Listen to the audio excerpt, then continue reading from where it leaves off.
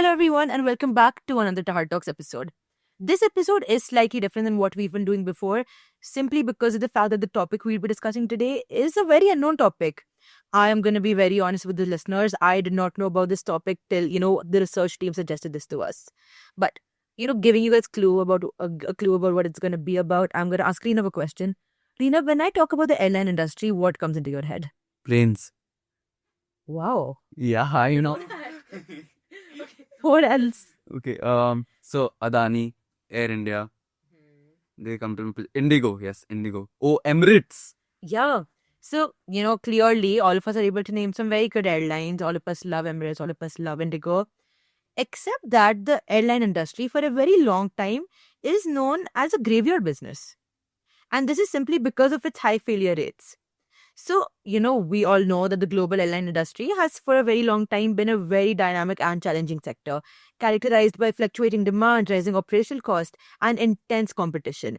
Meaning that to a very, very high extent, it is difficult for so many airline companies to actually be able to sustain themselves. And not to forget the high operational cost too. Exactly.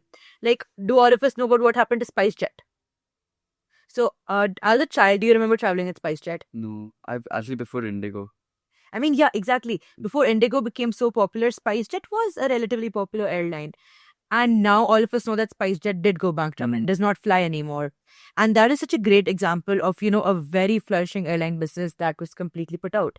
And in addition to all of this, there's also, of course, there's management, like poor decisions, unstable leadership, or just plain bad business strategies can often be the final nail in the coffin for many airlines.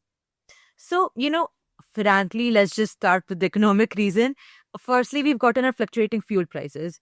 Fuel is one of the largest expenses for any airline, and rightly so, because that is literally what is powering a so many ton vehicle that's flying hundreds of people in the sky. And with the prices constantly rising and failing, it is hard to predict when the profit will actually hit the company. This volatility makes it difficult for the airlines to actually be able to maintain stable operations. Just look at some of the airlines in the recent years. The Kingfisher Airlines, for example, one of the major players in India. They couldn't sustain their operations due to a combination of rising costs and poor financial management. But then also, I want us to, consider this for a minute. Look at an airline like Indigo. Indigo currently is a great business in India. Almost every single Indian who flies around India does so in Indigo because of their numerous connecting flights, their cheaper costs, and honestly, their, full better service compared to other airlines. Indigo has managed to not only survive but thrive in the Indian market. So the question that, lasts over here is what sets them apart? Can you tell us? So one of the biggest reasons for Indigo's success is their cost efficiency. They operate a homogeneous fleet mostly of Airbus's A320 aircrafts, which help them keep maintenance and training costs down. The more variety you have in your fleet, the more expensive it is to maintain. So this strategy gives Indigo a clear advantage. Oh, so operational excellence. Exactly. And you know what makes so much sense to me in all of this? What I'm trying to say over here is that, the way everyone has signature move, which they're good at, like take, sportsmen, for example. All of them have certain things they're good at. Someone will be good at shooting, someone will be good at defending. The very same way, by simply having so many Airbus's A320, what Indigo is able to do is it's able to truly specialize in how to profit with that particular, liner. They also took a different approach by adopting no frillers model. So unlike many competitors that aimed to offer premium services, Indigo focused on keeping prices low for cost-conscious travelers.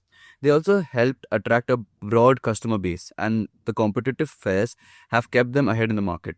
No, that makes so much sense because genuinely, Indigo, while it's a comfortable airline, it's not overly luxurious. It's not, like Emirates. It's not like Emirates business class or something. Have you seen Emirates?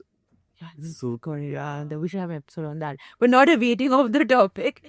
Indigo is not a very luxurious island. It's a very simple. You sit in it, you come out, you have like a good 2-3 hours flight, but nothing too special. And that does help them keep their cost down a lot. And because of that, a lot of travelers, especially in a country like India, can actually afford Indigo. So even Indigo is able to adapt quickly to the market changes. Take the example of Kingfisher Airlines again.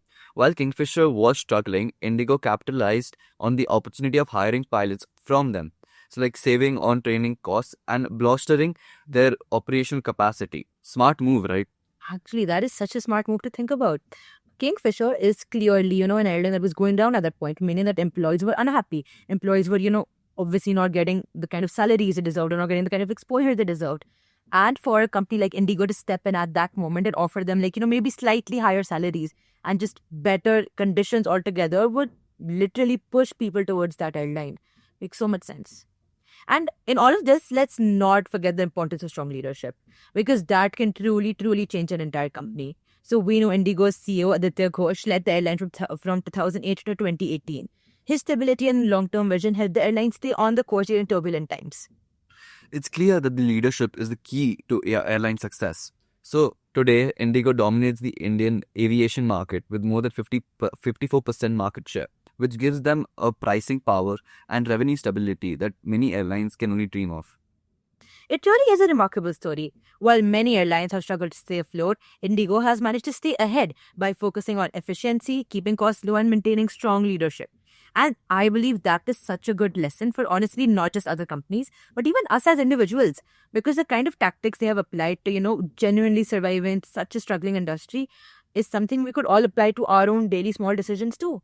Exactly. And while the challenges in the airline industry are huge, Indigo's success shows that that with the right strategies, it is possible not to only survive, but to thrive in such a competitive market. Exactly. Thanks for joining us today. We hope you found this discussion on the challenges facing the airline industry and Indigo's success both insightful and remarkable.